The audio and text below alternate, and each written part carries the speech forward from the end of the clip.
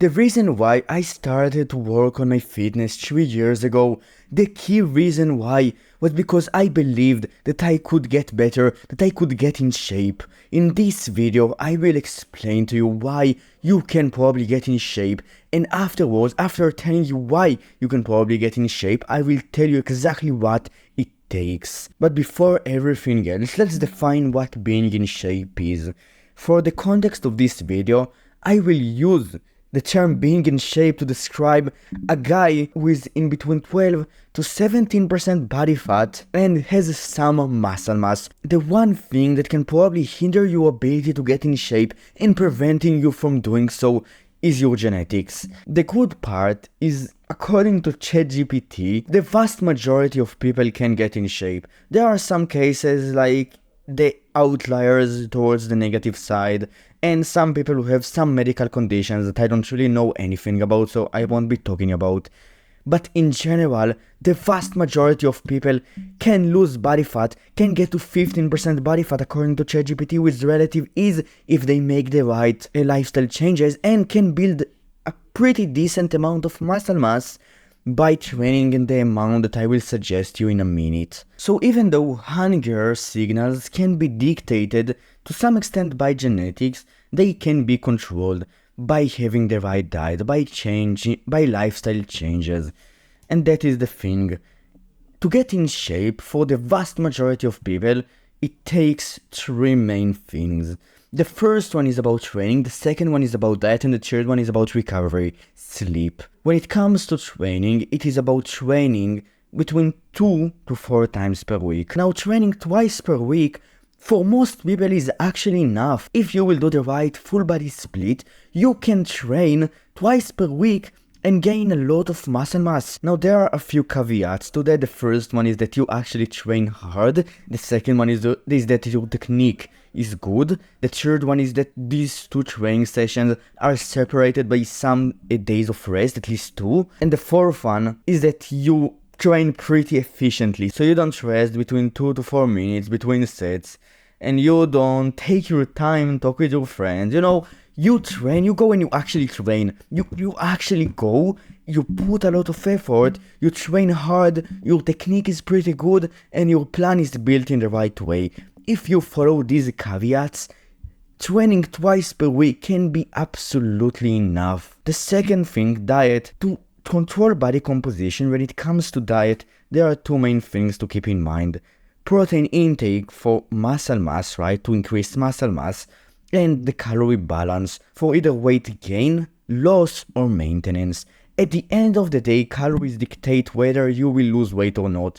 Protein will dictate how much of this weight lost or gained will be muscle. So when losing weight, if you will not eat any protein at all, a lot of muscle mass will go down. If you will, on the other side, eat as much protein as your body needs, let's say 1 gram per pound of body weight, that's the general recommendation, and it is pretty damn sweet, you will not lose a lot of muscle mass or any muscle at all. And protein intake, along with the calorie balance, will determine what your body composition will be.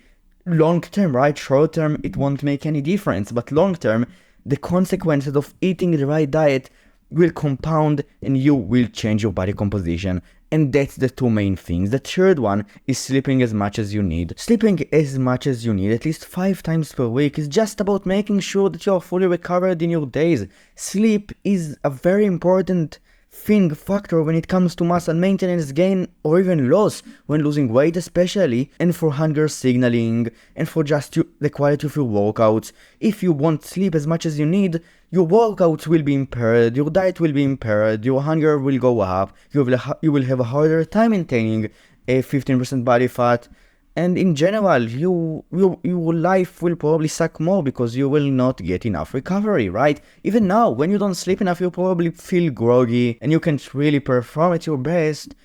Now, again, 5 times out of 7, not every single day, regardless of the day, right? Just making sure that on the most part, you get as much recovery as you need. And then there is diet again. I just wanted to re-emphasize the point that a good diet, can be the make or break when it comes to getting in shape. If you would go and train exactly as much as you need, the most optimal training routine. You would go and you would sleep exactly as much as you need each and every day, but your diet will be trash. You will not probably get in shape because of two reasons. Why? One, protein is an essential aspect of building muscle, right? Of course, it is the fucking building block of muscle, amino acids are. And the second one is that the calorie balance will determine your body fat. If you would go and eat as much as you want, or even more than that, you will just stuff your mouth with food, you will not be able to become lean. Your muscle mass would not be visible, it would be hidden behind a portion of fat. To get in shape, you must have a decent diet. What is a decent diet? It is a diet that contains some low-calorie dense foods. But, before I go over the exact recommendations of protein, of low-calorie dense foods, of healthy foods, some healthy, some unhealthy foods, these recommendations, I need to make one point clear. The calorie balance, right, even though some diets are amazing without taking it in account, will determine whether you will lose weight or not. If you will be on a calorie surplus, you will gain weight. If you will be on a calorie deficit, you will lose weight. If you will be on maintenance, you will maintain your weight. And that is the thing. Even though eating low-calorie dense foods might actually help you maintain a lower body fat, and will probably do so according to the literature, with it, if you will eat less palatable foods, less tasty foods, you will also have an easier time maintaining your body fat percentage. This is an idea that has not been completely proven right, but has some merit too. But before everything else, if this diet helps you to maintain the right calorie balance, then fucking do it. Even if it doesn't work for most people, it is still amazing for you. If it does so, of course do it. Of course stay on it. But in general, there are a few guidelines, a few principles that by following in your diet, this diet will become better in helping you maintaining a lower body fat percentage. These are the three main ones. The first one is about low calorie dense foods. Foods that are more voluminous are more satiating usually. Fruits, vegetables, low calorie fucking protein sources like low fat cheese, chicken breast, right? Lean fish. The second principle is about hitting your protein goal for the day. For most people, the amount of protein that will help them to maximize gains will be around 1 gram per pound of body weight. Of course, it varies between individuals, between activity levels, but in general, 1 gram per pound of body weight is the sweet spot. And then there is the third principle. It is about avoiding really low quality, highly processed foods that don't increase satiety to a very large extent in relation to the calorie amount and are not that nutrient dense. It is obvious, right? So there are a few reasons why this principle is so good. The first one is that highly processed foods are engineered to taste better, to be less satiating, so we will eat more of them. Of course, that's the fucking goal of this process of processing them.